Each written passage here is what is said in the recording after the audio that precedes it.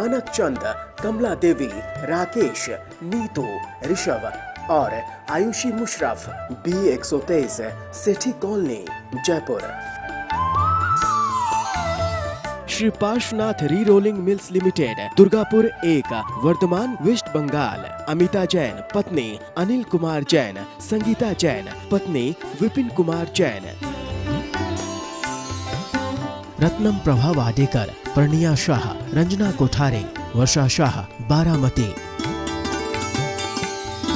श्री चंदूलाल जुबराज गांधी, फलटनकर, घाटकोपर, मुंबई एवं परिवार। अलेखा शाह, मनीष शाह, अनुपम शाह, प्रियंका शाह, सचिंत गांधी, नुपुर गांधी, श्रवंत गांधी। इंदु जैन, रंजना, विनय, सुनैना, अभिषेक, मीराबाग, नई Delhi. Nemchand Jain, Shashi Jain, Nikhil Jain, Shalini Jain, शरणई Jain, Shantanu Jain, Nishu Jain, Shastri Nagar, Meerut, Uttar Pradesh.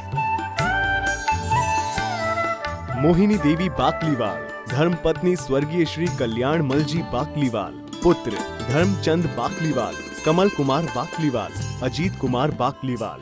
Assembly road, Imphal, Manipur. Shri Abhijit, Mugdha, Abha, Ayushi, New Jersey. Doctor Tushar, doctor Ketki, Shri Jatin, doctor Kalpana आदि, धुले, महाराष्ट्र। जय जिनेन्द्र तज्जयति परम ज्योति, समं समस्तैरनन्तपर्यायैः, दर्पणतलैव सकला प्रतिफलति पदार्थमालिका यत्र। पंच परमेष्टि भगवान की जय। पुरुषार्थ सिद्धिपाई में पिछली कक्षा में आपने पढ़ा अंतरंग परिग्रह को कैसे हटाएं। बहिरंग परिग्रह तो हमने हटा दिया, अपने पास से रुपए पैसे हटा दिए, घर मकान हटा दिया। अब अंतरंग परिग्रह कैसे हटे? तो पिछली जो हमारी ज्ञानशाला थी उसमें ये बात आ गई थी। सबसे पहले क्योंकि अंतरंग कषाय के भेद 14, अंतरंग परिग्रह के भेद 14, 4 कषाय, क्रोध मान माया लोभ, 9 कषाय और 1 मिथ्यात्व।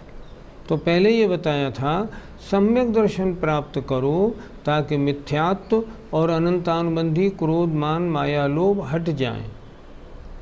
अब प्रश्न उठा और कषायों को कैसे हटाया जाए? उसके लिए आचार्य ने ये अगला श्लोक नंबर 125 कहा है। देखें, प्रविहाय च द्वितीयान्, प्रविहाय च द्वितीयान्, प्रविहाय च द्वितीयान्, प्रविहाय च द्वितीयान्, देशचरित्रस्य सन्मुखायातः, देशचरित्रस्य सन्मुखायातः, नियतं ते हि कषायाः, नियतं ते हि कषायाः, देशचरित्रं निरुन्धन्ति, देशचरित्रं निरुन्धन्ति। बोलिए, प्रविहाय च द्वितीयान्, देशचरित्रस्य सन्मुखायातः, नियतं ते हि कषायाः, देशचरित्रं निरुन्धन्ति। मैं जो श्लोक बोलता हूँ ना, तब बोलता हूँ ना बोलिए, तो ये नहीं कि ये सब जो मेरे साथ स्वाध्याय कर रहे हैं यही बोलें, आपको भी बोलना चाहिए। ये संस्कृत है, आपके पास किताब है, किताब को देखें, मेरे साथ उच्चारण करें। उच्चारण करेंगे आपको संस्कृत का उच्चारण करना आ जाएगा। कषायों में से अनंतानुबंधी कषाय हट गई, सम्यक दर्शन प्राप्त होते ही। मिथ्यात्व अनंतानुबंधी हटी, सम्यक तो प्राप्त हुआ। शेष कषायों का क्या कार्य है, अब उनको कैसे हटाया जाए?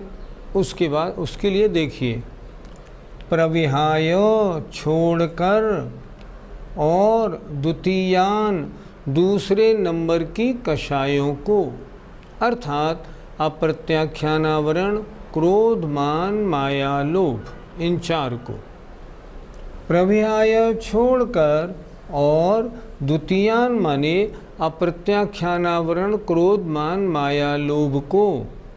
क्या होता है? देश चरित्रस्य, देश चरित्र के सन्मुख आयातः, वो सन्मुख आता है। अर्थात जैसे ही कषाय का अनुदय हुआ देश चरित्र प्राप्त हो जाता है।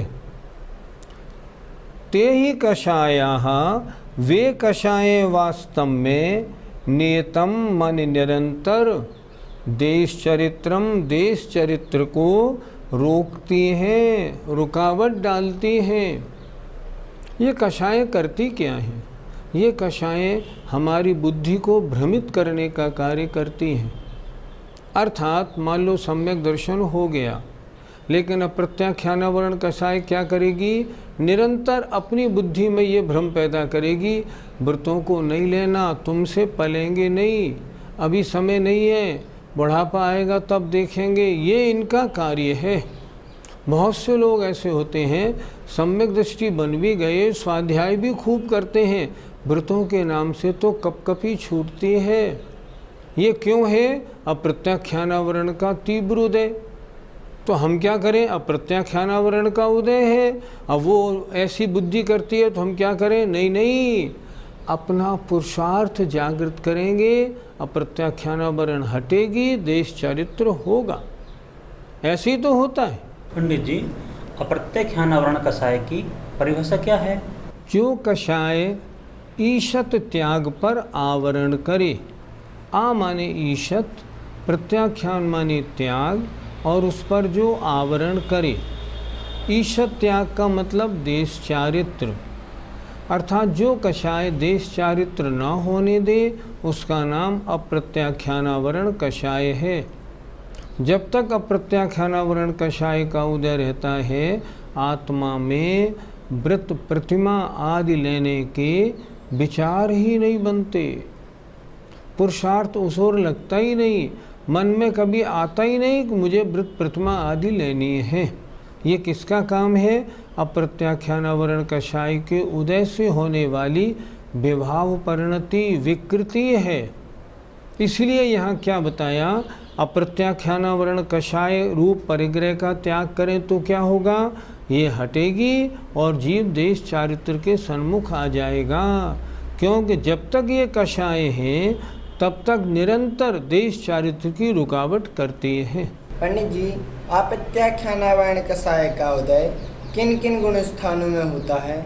पहले से चौथे गुण स्थान तक सभी जीवों के अप्रत्याख्यानावरण कषाय का उदय नियम से रहता है। जैसे ही अप्रत्याख्यानावरण कषाय का आत्म परिणामों की विशुद्धि से, जैसे ही अप्रत्याख्यानावरण कषाय का अनुदय हुआ, उसका उदय रुका, गुणस्थान पांचवा हो गया। सारे नारकियों के, सारे देवों के, सारे चार इंद्रिय तक और असैनी पंचेंद्रीय जीवों के और मिथ्यादृष्टि मनुष्यों के, चौथे गुणस्थान तक सम्यक दृष्टि जीवों के भी व्रत न होने के कारण अप्रत्याख्यानावरण कषाय का उदय हमेशा रहता है। अर्थात पहले से चौथे गुणस्थान तक अप्रत्याख्यानावरण कषाय का उदय है, परिग्रह है, और इसका अनुदय किया, इसको हटाया और देश चारित्र हुआ। गुरुजी, हमको ये कैसे मालूम पड़े कि हमारे अप्रत्याख्यानावरण का अनुदय हो गया है? अंतरंग परिणामों का ज्ञान हमारी बुद्धि के बाहर की बात है। कोई आपसे पूछे क्या आपको सम्यक दर्शन हो गया है, क्या मिथ्या दर्शन और अनंतानुबंधी हट गई क्या? आप कैसे बोलोगे? आपको क्या मालूम? नहीं मालूम। क्या कोई चिन्ह प्रकट होते हैं? नहीं होती। बहुत से लोग कहते हैं उसको अपनी आत्मा चमकती हुई दिखाई देती है, ऐसे कुछ दिखाई नहीं देती, कुछ नहीं मालूम पड़ता। कितने ही महान तपस्वी मुनि महाराज हों, 11 अंग 9-10 पूर्व के ज्ञाता तक भी हों महान मुनि महाराज, गुणस्थान पहला, इतना स्वाध्याय होने के बाद भी नहीं। और दूसरी बात, अब हम उल्टे चलें तो 7वां नरक का नारकी 33 सागर तक रहता है, 7वें नरक में मार काट करता है और 2 अंतर्मूर्त छोड़ के शेष समय सम्यक दृष्टि बना रहता है। कोई मापदंड नहीं। हमें ये नहीं मालूम पड़ता अप्रत्याख्यानावरण कषाय का उदय कब, अनुदय कब। लेकिन जब तक आप वृत्तियों को धारण नहीं करते तब तक तो उदय है, हाँ पक्का। और जिस दिन आपने अपने भावों की विशुद्धि बढ़ाई और आपने आचार्य श्री के पास जाके बड़ी भक्ति से और दूसरी प्रतिमा धारण की, समझो अप्रत्याख्यानावरण पीछे हट गई, उसका अनुदय हो गया। उसके अनुदय होने से नहीं, आपके आत्मा में विशुद्धि के परिणाम बढ़ेंगे, उसका अनुदय हो जाएगा। आप सोचें उसका अनुदय हो तब विशुद्धि आएगी, ऐसे नहीं। आप विशुद्धि बढ़ाएंगे, अप्रत्याख्यानावरण कषाय का अनुदय होगा। आपने आचार्य श्री से 2 प्रतिमा ली और नमोकार मंत्र का कायोत्सर्ग किया, अप्रत्याख्यानावरण पीछे, आपका गुणस्थान 5वां। मालूम नहीं पड़ता, लेकिन अगर आप सोचें आपने 2 प्रतिमा ली है और बिना किसी तरह निर्दोष पालन कर रहे हैं, गुणस्थान 5वां है, क्यों नहीं है। निरंतर ये सोचते रहिए कोई दोष मेरे सम्यक्त में ना लगे और कोई दोष मेरे व्रतों में ना लगे, आपका गुणस्थान पक्का 5वां है। पंडित जी, नारकी और देवों की अप्रत्याख्यानावरण कषाय का अनुदय क्यों नहीं होता है? क्योंकि नारकी और देवों की परिस्थिति ऐसी है कि वे किसी चीज़ को ना तो छोड़ सकते ना और एक्स्ट्रा ग्रहण कर सकते। उनको जितनी देवियाँ मिली है उन्हें मिलेंगी, उनको जो वैभव मिला है वो उनको मिलेगा। वो तो उतना कर सकते हैं कि उसमें अपने ममत्व भाव को उतना कम करें। इसलिए सारे नारकी और सारे देव 4थे गुणस्थान से आगे बढ़ ही नहीं सकते। कुछ भी त्याग करने की वहाँ सामर्थ्य है ही नहीं। प्रत्याख्यानावरण कषाय आत्मा के साथ लगा हुआ अंतरंग परिग्रह, उसको छोड़ने की बात हो गई। अर्थात देश चारित्र को धारण करे, भावों की विशुद्धि बढ़ाए तो अप्रत्याख्यानावरण का परिग्रह हट जाता है। अब शेष कषायों को और कैसे हटाए, उसके बारे में अगला श्लोक देखिए। निज शक्त्या शेषाणाम निज शक्त्या शेषाणाम सर्वेषामन्तरंग संगानाम सर्वेषामन्तरंग संगानाम कर्तव्यः परिहारो कर्तव्यः परिहारो मार्दव शौचादि भावनया मार्दव शौचादि भावनया। बोलिए। निज सत्याशेषाणाम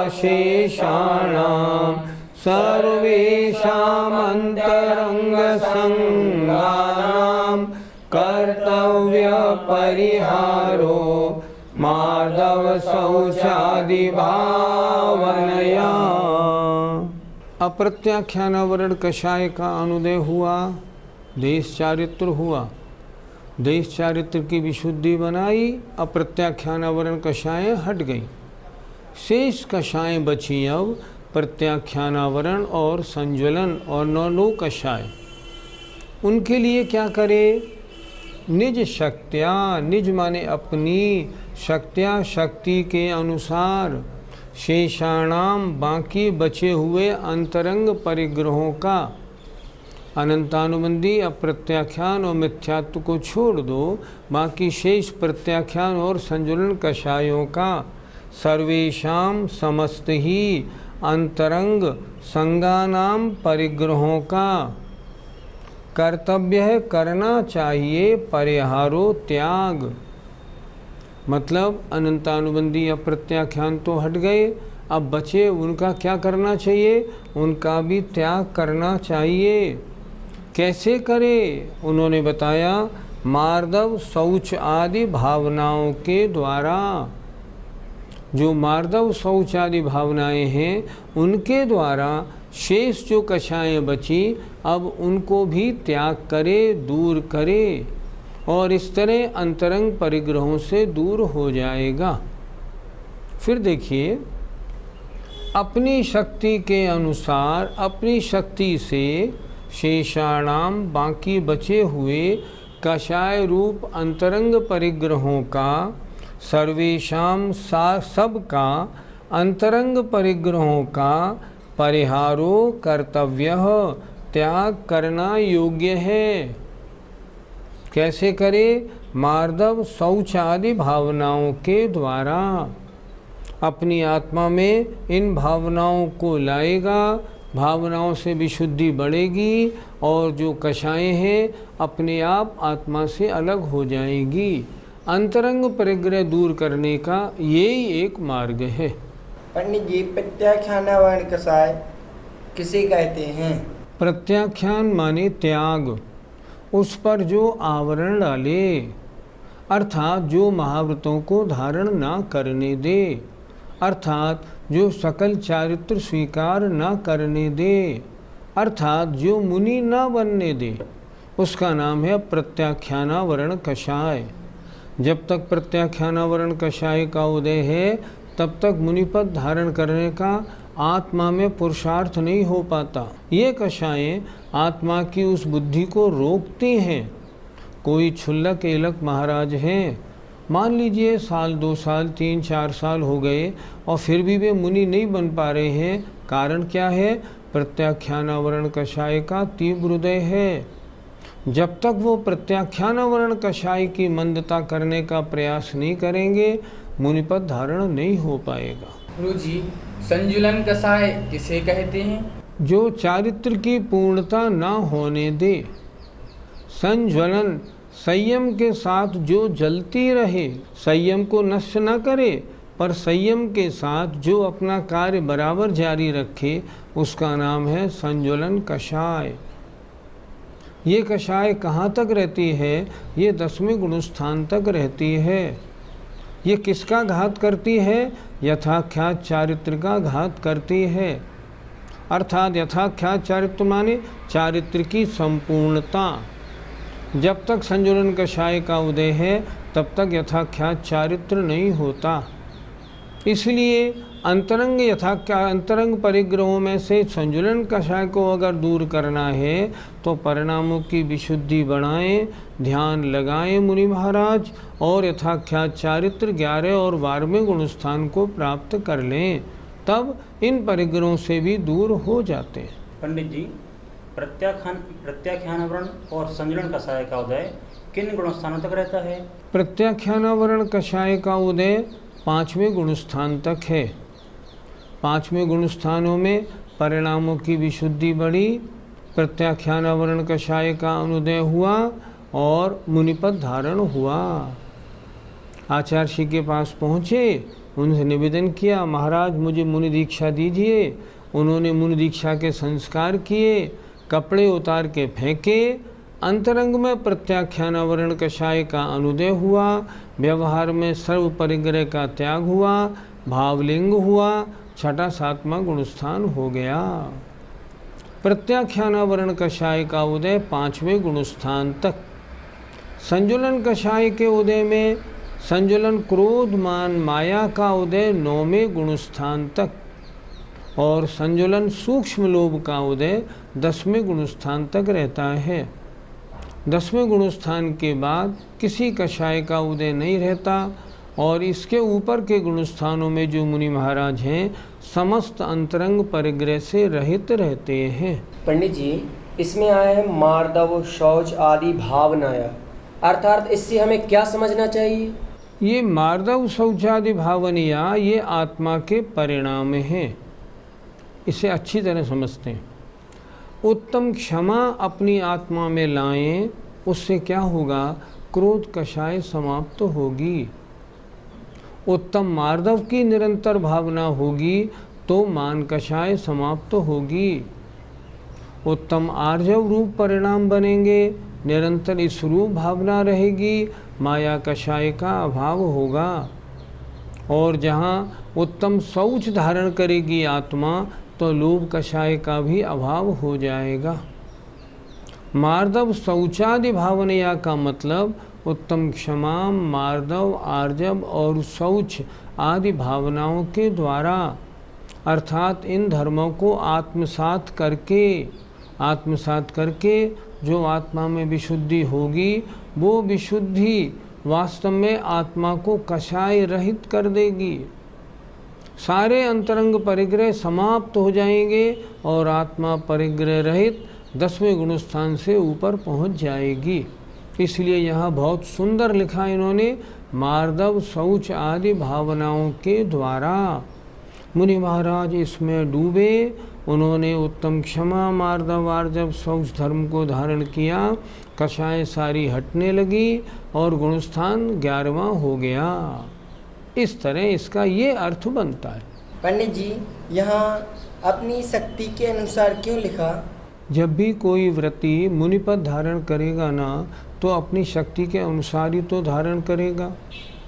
अगर शक्ति नहीं होगी तब तो अप्रत्याख्यानावरण के अनुदय तक रुकेगा।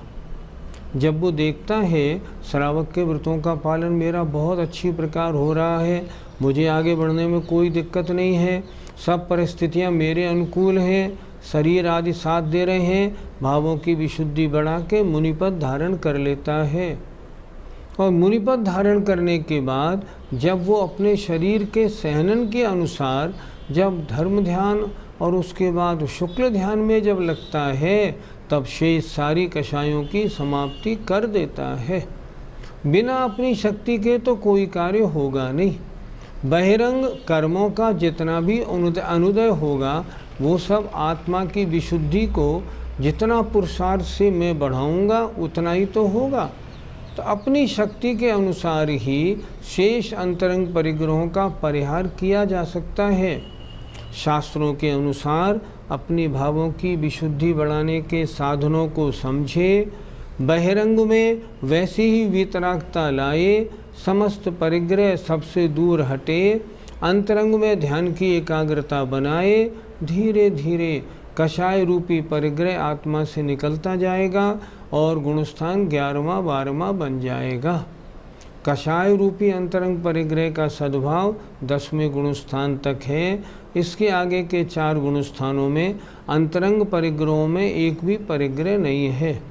जो मुनि महाराज निरंतर क्षमा मार्दव आर्जव शौच आदि भावनाओं की विशुद्धि को अपनी आत्मा में बढ़ाते हैं, निरंतर उस रूप चिंतन करते हैं, उनको क्या होता है, उनके सारा अंतरंग परिग्रह धीरे धीरे आत्मा से पृथक हो जाता है। और ऐसा होने पर जो आत्मविशुद्धि प्रकट होती है उसका नाम है शुक्ल ध्यान, परम चारित्र। और फिर जब सारा अंतरंग परिग्रह हट जाता है, यथाख्यात चारित्र हो जाता है। इस तरह अपनी विशुद्धि शक्ति के अनुसार बढ़ाए और अंतरंग परिग्रहों को आत्मा से निकाले। हम सब में सामर्थ्य तो है आगे बढ़ने की, पंचम काल में इतनी सामर्थ्य तो नहीं जो हम शुक्ल ध्यान धारण कर सकें, लेकिन इतनी तो शक्ति हम में है जो हम श्रावक के व्रतों को धारण करके अपनी शक्ति से देखें, हाँ हमारी सामर्थ्य बिल्कुल ठीक है, मुनिपद धारण करने के योग्य हम हैं, बस फिर क्या बात है, मुनिपद धारण करें। मुनिपद धारण किया और प्रत्याख्यानावरण कषाय का अनुदय हुआ। निरंतर 6ठे और 7वें गुणस्थान में आत्मा का आना जाना प्रारंभ हो गया। संजुलन कषाय का मंदोदय गुणस्थान 7वां, तीव्रोदय गुणस्थान 6ठा। पंचम काल में इससे ऊपर जाने का रास्ता नहीं है।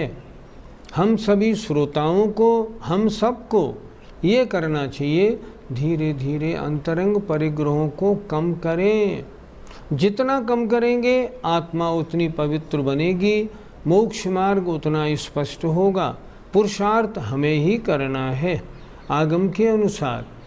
चारित्र धारण करने के लिए हम क्या करें, ध्यान रखना हमेशा, अगर आप चारित्रवानों की संगति करेंगे तो चारित्रवान बनेंगे, अगर चारित्रवान जो नहीं है उनकी संगति करेंगे तो चारित्र रहित ही बने रहेंगे। इसलिए ढूंढें किन मुनि महाराजों का चारित्र परम विशुद्ध है, उनकी शरण में जाएं और उनकी संगति में रहेंगे तो चारित्र क्यों नहीं धारण होगा। जय जिनेन्द्र। मानक चंद, कमला देवी, राकेश, नीतू, ऋषभ और Ayushi Musharraf, B123, Sethi colony, Jaipur. Shri Parshwanath re rolling mills limited, Durgapur 1, Bardhaman, West Bengal. Amita Jain, पत्नी अनिल कुमार जैन, संगीता जैन, पत्नी विपिन कुमार जैन। रत्नम प्रभा वाडेकर, प्रणिया शाह, रंजना कोठारे, वर्षा शाह, बारामती। श्री चंदूलाल जुबराज गांधी, फलटनकर, घाटकोपर, मुंबई एवं परिवार। अलेखा शाह, मनीष शाह, अनुपम शाह, प्रियंका शाह, सचिंत गांधी, नुपुर गांधी, श्रवंत गांधी। इंदु जैन, रंजना, विनय, सुनैना, अभिषेक, मीराबाग, नई दिल्ली। नेमचंद जैन, शशि जैन, निखिल जैन, शालिनी जैन, शरणई जैन, शांतनु जैन, निशु जैन, शास्त्री नगर, मेरठ, उत्तर प्रदेश। मोहिनी देवी बाकलीवाल, धर्मपत्नी स्वर्गीय श्री कल्याण मलजी बाकलीवाल। पुत्र Dharamchand Bakliwal, Kamal Kumar Bakliwal, Ajit Kumar Bakliwal. Assembly road, Imphal, Manipur. Shri Abhijit, Mugdha, Abha, Ayushi, New Jersey. Doctor Tushar, doctor Ketki, Shri Jatin, doctor Kalpana आदि, धुले, महाराष्ट्र।